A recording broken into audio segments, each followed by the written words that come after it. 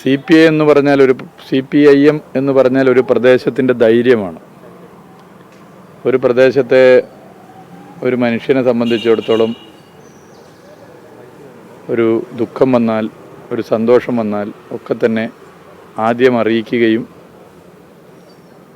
അതിൻ്റെ ഭാഗമായി മറ്റെല്ലാ സഹായത്തിനും സ്വന്തം താല്പര്യങ്ങൾ മാറ്റി നിർത്തി ഓടി ഇടപെടുകയും ചെയ്യുന്ന സഖാക്കളുടെ പ്രസ്ഥാനമാണ് CPIM. അതുകൊണ്ട് തന്നെ CPIM എന്ന് പറഞ്ഞാൽ കേരളത്തിലെ ഓരോ പ്രദേശത്തിൻ്റെയും ധൈര്യമാണ്.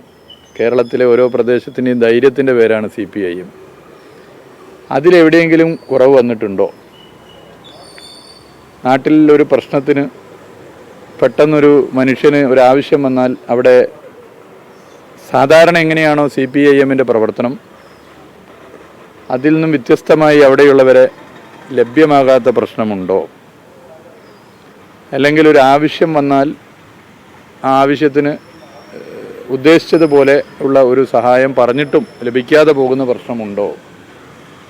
ഇതൊക്കെ തന്നെ തീർച്ചയായിട്ടും പരിശോധന വിധേയമാക്കേണ്ടതുണ്ട്. ജനങ്ങൾ പറയുന്നത് കേൾക്കേണ്ടതുണ്ട്.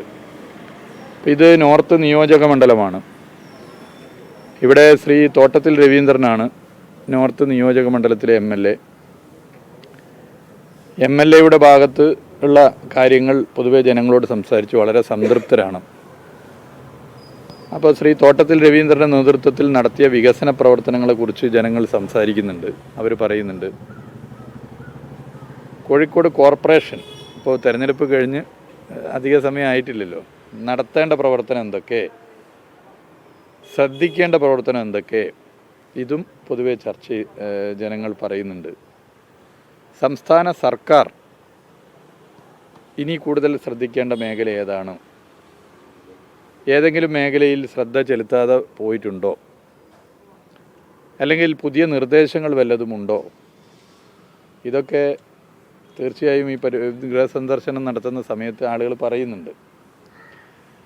അപ്പോൾ പാർട്ടി ഘടകത്തിൻ്റെ പ്രവർത്തനം, പാർട്ടിയിലെ ഓരോ അനുഭാവിയുടെയും പാർട്ടി അംഗങ്ങളുടെയും പ്രവർത്തനം, MLA ശ്രീ തോട്ടത്തിൽ രവീന്ദ്ര എവിടെയാണെങ്കിൽ ഓരോ സ്ഥലത്തും ഓരോ MLAമാരുണ്ടാവും. MLAമാരുടെ പ്രവർത്തനം, ഇനി MLAമാരില്ലാത്തടത്ത് UDF MLAമാരുടെ പ്രവർത്തനവുമായി ബന്ധപ്പെട്ട എന്തെങ്കിലും പരാതി പ്രശ്നമുണ്ടെങ്കിൽ അത്. ഇവിടെ ശ്രീ തോട്ടത്തിൽ രവീന്ദ്രൻ്റെ പ്രവർത്തനത്തിൽ പൊതുവേ സംതൃപ്തരാണ് ആളുകൾ. പൊതുവെ നല്ല അഭിപ്രായം പറയുന്നു. സർക്കാരിൻ്റെ പ്രവർത്തനം, ഇതൊക്കെ കേൾക്കുക എന്നുള്ളതാണ് പ്രധാനം.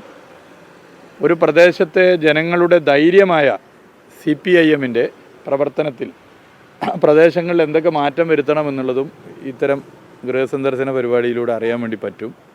അപ്പം അത് വളരെ നല്ല ഒരു രീതിയാണ്. പൊതുവെ നല്ല ഒരു നിലയിലാണ് പൊതുവെ ഗൃഹസന്ദർശന പരിപാടി പോകുന്നത്. വളരെ പോസിറ്റീവാണ്. ജനങ്ങൾക്ക് പാർട്ടി എന്ന് പറഞ്ഞാൽ അത് വലിയ പ്രതീക്ഷയാണ്. ഞാൻ പറഞ്ഞല്ലോ, ഒരു നാടിൻ്റെ ധൈര്യമാണ് CPM എന്നുള്ളത് വെറുതെ ഭംഗിവാക്കായി പറയുന്നതല്ല, വസ്തുതയാണ്. അല്ല, പരമാവധി വീടുകളിൽ കയറും. ഇപ്പോൾ എല്ലാ വീട്ടിലും ഒരു മന്ത്രി എന്നുള്ള നിലയിൽ കയറാൻ പറ്റുന്ന പ്രയാസമാണ്. പക്ഷേ ഓരോരുത്തരും, ഇപ്പോൾ ഈ ബ്രാഞ്ചാണെങ്കിൽ പാർട്ടിയുടെ ഈ ബ്രാഞ്ച് ഇവിടുത്തെ എല്ലാ വീട്ടിലും കയറി കേൾക്കുകയാണ്. അപ്പോൾ സഖാക്കൾക്കൊപ്പം കുറച്ച് സമയം എവിടെയൊക്കെ ചിലവഴിക്കണം, അവർ പറയുന്ന എവിടെയാണോ അവിടെ ചിലവഴിക്കുകയാണ്. അതെ തീർച്ചയായിട്ടും അതുൾപ്പെടെ ചർച്ച ചെയ്യപ്പെടേണ്ട വിഷയങ്ങളാണ്. ഓരോ കാര്യങ്ങളും ചർച്ച ചെയ്യണം. ഓരോ വിഷയങ്ങളും അവർക്ക് പറയാനുള്ളത് കേൾക്കുകയാണ്. ലോകത്തെവിടെയായാലും ഏത് സമയത്തും 24 വാർത്തകളും ഓഗ്മെന്റഡ് റിയാലിറ്റി പാക്കേജുകളും എക്സ്പ്ലെയിനറുകളും വിശദമായി കാണാൻ ഞങ്ങളുടെ YouTube ചാനൽ നിങ്ങൾക്ക് സബ്സ്ക്രൈബ് ചെയ്യാം.